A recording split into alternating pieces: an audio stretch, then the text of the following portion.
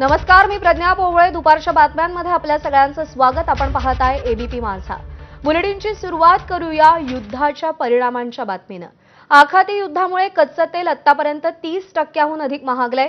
हे कच्चं तेल थेट सर्वसामान्यांच्या वापरात नसलं तरीही त्याचा फटका मात्र सर्वसामान्यांना बसतोच. प्रामुख्याने आखाती देशांमध्ये उत्खनन होणारं कच्च्या तेल जहाजानं भारतात येतं. सध्या या जहाजांची वाहतूक देखील मोठ्या प्रमाणात ठप्प झाली आहे. याच कच्च्या तेलापासून आपल्या वाहनासाठी लागणारं पेट्रोल डिझेल तयार होतं. त्यामुळे हे कच्चं तेल महागलं की पेट्रोल आणि डिझेल हे इंधनही महागणारच. आज आपल्या घरी येणारा भाजीपाला, धान्य, किराणा या सगळ्यांची वाहतूक प्रामुख्याने डिझेलच्या गाडीनं होते आणि यामुळेच या स्थितीचा प्रत्यक्ष किंवा अप्रत्यक्ष परिणाम हा सर्वसामान्यांवर होण्याची भीती आहेच. हा फटका येत्या काळात आपल्या स्वयंपाकघरापर्यंत येणार आहे. तर सरकार जास्तीत जास्त 1 महिना नियंत्रण ठेवू शकतं असं तज्ज्ञांचं म्हणणं आहे.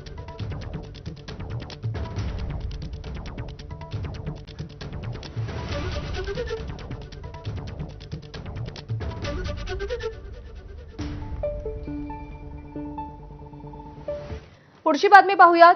हे भीषण युद्ध सुरू झाल्यापासून ऊर्जा क्षेत्रातील दरवाढ कशी झाली आहे ते ग्राफिक्सच्या माध्यमातून आपण एक नजर टाकूया. कच्चं तेल 30% महागलंय. दरवाढ कशी झाली आपण पाहतोय.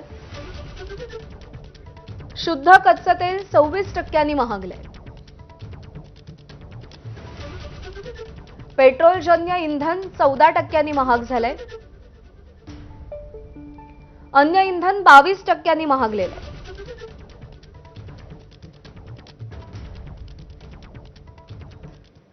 नागपूरमध्ये गो गॅस पंपावरती वाहनात वापरल्या जाणाऱ्या एलपीजी दरामध्ये सलग 4थ्या दिवशी किलो मागे 5 रुपयांनी वाढ झाली आहे. युद्धाचं कारण देत मागच्या 4 दिवसात एकूण 18 रुपये 41 पैसे दरवाढ करण्यात आली आहे. ही दरवाढ कशी झाली तेही ग्राफिक्सच्या माध्यमातून आपण जाणून घेऊया.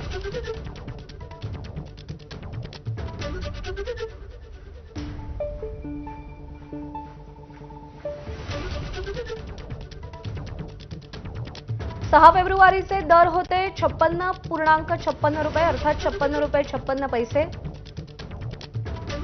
7 फेब्रुवारीचे दर होते 64 रुपये 97 पैसे. 8 रुपये 41 पैशांनी वाढ झाली. 8 फेब्रुवारीचे दर होते 69 रुपये 97 पैसे. 5 रुपयांची वाढ झाली.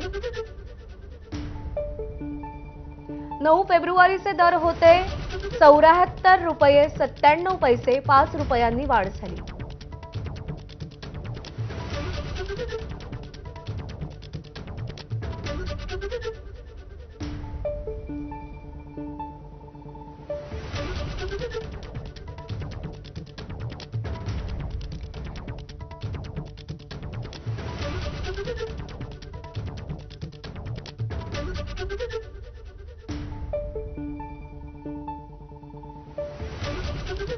शेखर टिळक सर सध्या आपल्यासोबत आहेत. सर नमस्कार, आपलं स्वागत आहे एबीपी माझामध्ये.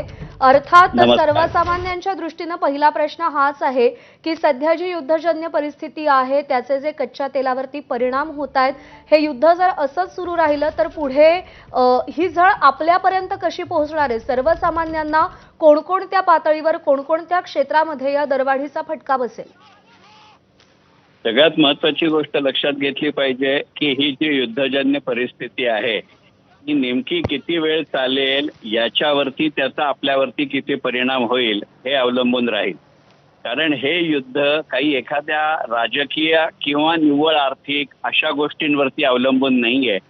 या सगळ्याच गोष्टींच्या एकत्रित परिणामातनं हे युद्ध होत आहे. आज मितीला ताबडतोबीनं आपल्या देशावरच्या अर्थव्यवस्थेवरती होणारा परिणाम हा असेल की व्यावसायिक उपयोगाचे जे गॅसेस आणि तेल आहे त्याचे दर प्रचंड मोठ्या प्रमाणावरती वाढतील. या प्रमाणामध्ये घरगुती वापराचे गॅस आणि इतर गोष्टीचा परिणाम हा कमी प्रमाणामध्ये होईल. व्यावसायिक व्यापाराच्या तेलाचे आणि गॅसचे दर हे सरकारनं याआधीच वाढवले आहेत, पण तरीही यांना त्या स्वरूपात जे काही अनौपचारिक अहवाल आणि वृत्त मिळत आहेत त्यानुसार काही प्रमाणात तरी त्याचा तुटवडा हा वाढायला लागलाय. परंतु एक सुदैवाची गोष्ट अशी आहे की गेली काही वर्ष आपला एकंदरीतच आखाती देशातनं तेलाची आयात ही कमी होती आणि रशियाकडनं ती वाढती होती.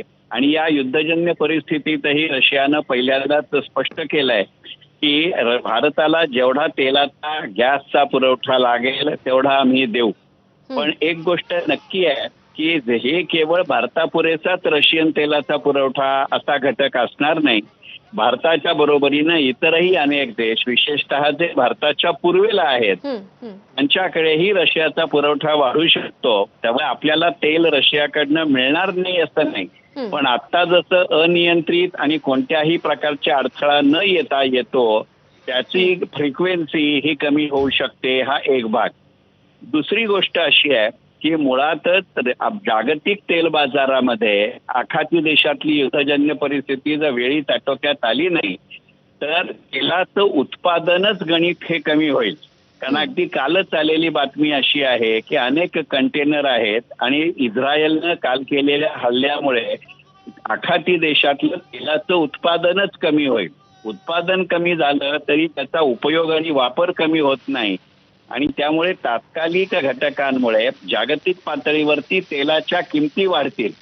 त्यामुळे तेलाचा पुरवठा जरी रशियाने आपल्याला केला तरी जर हे युद्ध दीर्घकाळ टिकलं तर रशियालाही तेलापोटी आपल्याला द्याव्या लागलेल्या रकमेचं प्रमाण हे मोठं असेल. आणि तिसरी महत्वाची गोष्ट अशी की जसजसं पूर्वेकडच्या देशांनाही रशियाचं तेलाचं गणित बदलेल त्याचा दीर्घकालीन आपला रशिया बरोबर असलेल्या तेलविषयक करारांवरती अनुकूल आणि विपरीत दोन्ही अर्थाने परिणाम होऊ शकतो. सर, तुम्ही जे सांगताय त्यानुसार जर सरकारी पातळीवर विचार करायचा झाला तर सर्वसामान्यांना आणि आपल्या देशातल्या लोकांना या युद्धाचा आणि त्याच्या परिणामांचा कमीत कमी फटका बसावा यासाठी सरकारनं नेमकं सध्या काय पावलं उचलली पाहिजेत आणि तुमच्या अंदाजानुसार सरकार साधारण किती दिवस ही दरवाढ रोखू शकतं? सरकार ही दरवाढ निदान पुढचे 60 ते 70 दिवस आरामात रोखू शकतं. कारण ज्या वेळेला वारंवार अधिकृतपणानं सरकार जी आकडेवारी जाहीर करते त्याच्यामधला जो अगदी किमान घटक लक्षात घेतला तर सरकारकडे आज मितीला 60 दिवसाचा तेलाचा साठा हातामध्ये आहे. तेलाच्या बाजारामध्ये होणारे व्यवहार हे नेहमी रोखीचे कधीही नसतात, ते नेहमीच डेरिव्हेटिव्ह स्वरूपाचे असतात आणि त्यामुळे त्या तेलाचा पुरवठा हा आपण जसजशी डिलिव्हरी मागत जाऊ तसा तो होणारा आहे. आणि खरी अडचण इथेच आहे कारण डेरिव्हेटिव्ह मार्केटमध्ये जे आपण ह्याच्या आधीच्या काळात सोन्याच्या बाबतीत पाहिलं की अचानक ते सोन्याची डिलिव्हरी जास्त मागण्याची सुरुवात झाल्यामुळे सोन्याचे भाव कोसळले. अशी विपरीत आणि उलटी परिस्थिती तेलाच्या बाबतीत होऊ शकते आणि हा सगळ्यात मोठा धोका आहे. तरीही अजून किमान 60 ते 70 दिवस सरकार तेलाची दरवाढ रोखू शकते. पण इथे असलेला एक महत्वाचा घटक लक्षात घेतला पाहिजे की एकंदरीतच हा निर्णय राजकीय धोरणात्मक असावा लागेल. आज मितीला केंद्र सरकारच्या समोर कोणतीही निवडणूक नाही. लोकसभा, राज्यसभा, विधानसभा, नगरपालिका या सगळ्या गणित झालेली आहेत. त्यामुळे जागतिक तेल बाजारातली परिस्थिती बघून सरकार तेलाचा साठा किती ह्या हाताशी असला तरी सुद्धा संभाव्य वाहतूक खर्च आणि त्यातली वाढ याचा विचार करून तेलाची दरवाढ करू शकते. इथं असलेला एक ऐतिहासिक पुरावा या दृष्टिकोनातनं लक्षात घ्यावं लागेल. जेव्हा मोदी सरकार 2014 मध्ये सत्तारूढ झालं तेव्हा अरुण जेटली साहेब आपले अर्थमंत्री होते आणि त्यावेळेला जागतिक तेल बाजारामध्ये तेलाच्या किमती खालती झाल्या होत्या, कमी झाल्या होत्या, तरी सुद्धा आपल्या देशांतर्गत तेलाचे भाव कमी झाले नव्हते. आणि त्यावेळेला संसदेमध्ये याबाबत वारंवार निवेदन करताना तत्कालीन अर्थमंत्री आणि आता कैलासवासी अरुण जेटली साहेबांनी असं स्पष्ट केलं होतं की तेलाच्या खरेदीचा दर कमी झाला तरी तेलाचा वाहतूक खर्च वाढलाय. आताच्या परिस्थितीत गणित उलटी आहेत. वाहतूक खर्चही वाढेल आणि तेलाचा खरेदीचा दरही वाढेल याचा विचार करावा लागेल. त्यामुळे वित्तीय तूट आणि एकंदरीतच आपली अर्थव्यवस्था या दृष्टिकोनातनं सरकार तेलाची दरवाढ राजकीय धोरणात्मक दृष्ट्या घेऊ शकते. फक्त 2014ची परिस्थिती आणि 2026ची परिस्थिती याच्यामध्ये एक महत्वाचा फरक लक्षात घेतला पाहिजे हं, की 2014 साली जागतिक अर्थव्यवस्थेच्या क्रमवारीमध्ये आपल्या देशाच्या स्थानाच्या तुलनेमध्ये आज 2024 मध्ये जागतिक अर्थव्यवस्थेच्या क्रमवारीत आपल्या देशाचं स्थान 4थं आहे आणि आत्ताच्या युद्धजन्य परिस्थितीमध्ये भारत आणि चीन या 2 देशांना त्यांचं जे भूराजकीय महत्व आहे हं. त्यामुळे इतर देशही आपल्या किंवा चीनच्या सरकारला अनुकूल अशी भूमिका घेतील नक्कीच. आणि या सगळ्या घटकांचा एकत्रित परिणाम ही सरकारची भूमिका आणि येणाऱ्या काळातले देशांतर्गत बाजारातले तेलाचे दर याच्या पोटी असेल. निश्चित. सर, आपले मनापासून आभार. या सगळ्या परिस्थितीमध्ये आपण सविस्तर विश्लेषण केलं आणि मार्गदर्शन केलं त्याबद्दल. आणि आखाती युद्धासंबंधी एक मोठी बातमी समोर आली आहे. आखाती देशांची उड्डाणं ठप्प असल्याचा एअरलाइन्स कंपन्यांना